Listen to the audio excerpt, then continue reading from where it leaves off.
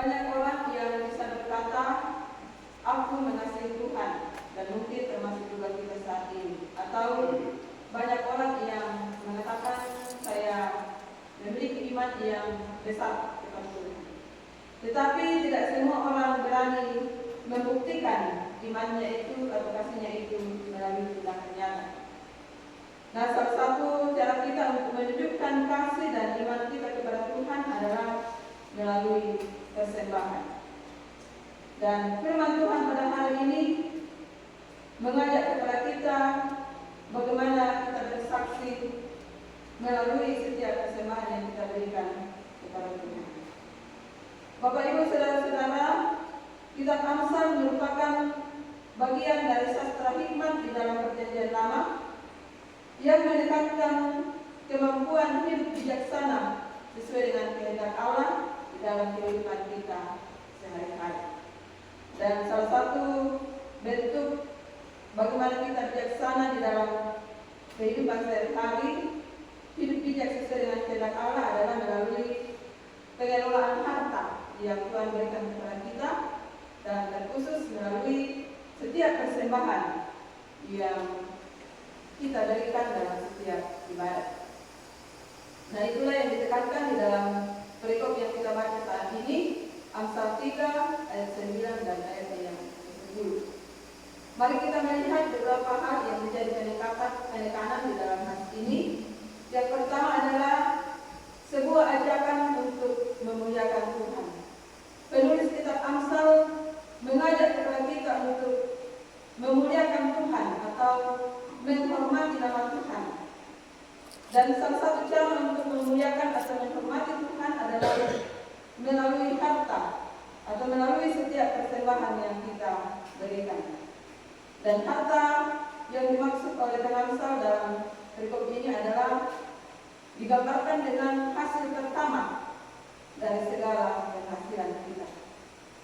Bapak Ibu saudara-saudara, di dalam budaya bangsa Israel, hasil pertama adalah buah sulung atau hasil pertama dari panen atau ternak yang mereka kelola.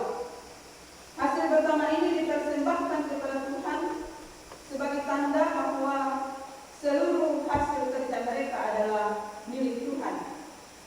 Mereka percaya bahwa apapun yang mereka miliki, apapun yang mereka hasilkan, itu semua berasal dari Tuhan.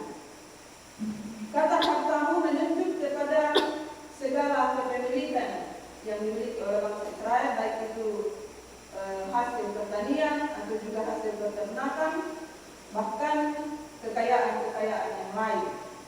Dan bagi orang Israel, harta ini bukan milik mereka semata-mata, milik mereka secara pribadi, tetapi mereka yakini bahwa harta itu adalah titipan Tuhan yang harus dikelola dengan baik dan benar.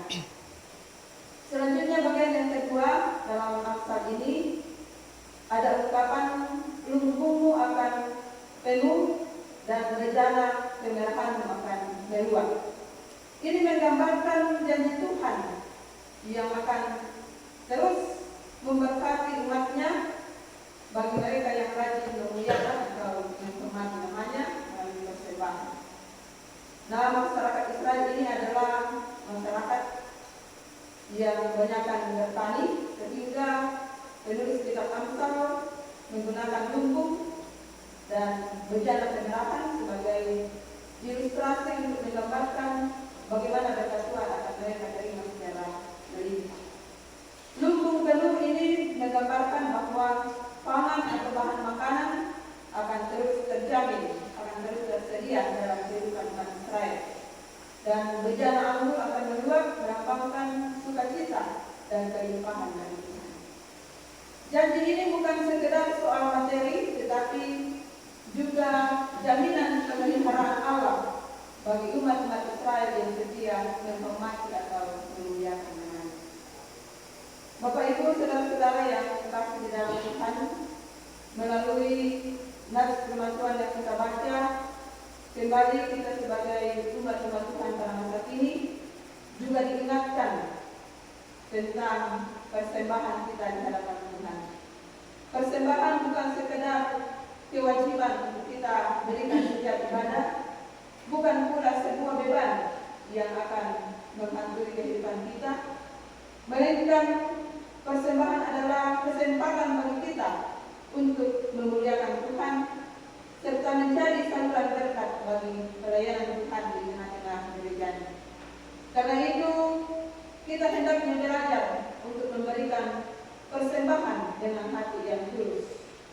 Jangan kita memberikan persembahan dari sisa-sisa penghasilan kita, tetapi marilah dengan sungguh-sungguh kita memberikan persembahan yang terbaik.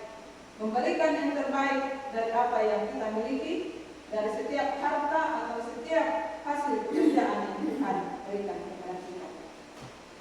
Lebih daripada itu, persembahan adalah sebuah kesaksian hidup. Ketika kita memberi persembahan yang terbaik, maka kita mengaku dan bersaksi bahwa Allah adalah sumber berkat dan sanggup memelihara kehidupan kita sebagai umat-umatnya. Karena itu, Bapak Ibu Saudara-saudara, sekali lagi, mari kita memberikan persembahan yang terbaik untuk Tuhan, bukan karena terpaksa, tetapi karena kita sungguh-sungguh bersyukur atas segala berkat dan anugerah yang diberikan Tuhan dalam hidup kita. Bersaksi melalui persembahan berarti kita menyatakan bahwa Tuhan adalah sumber hidup kita, sehingga kita mau mempersembahkan yang terbaik kepada-Nya. Demikianlah firman Tuhan. Semoga Roh Kudus memampukan kita selalu mau bersaksi melalui persembahan dan memberikan persembahan yang terbaik bagi Tuhan. Amin.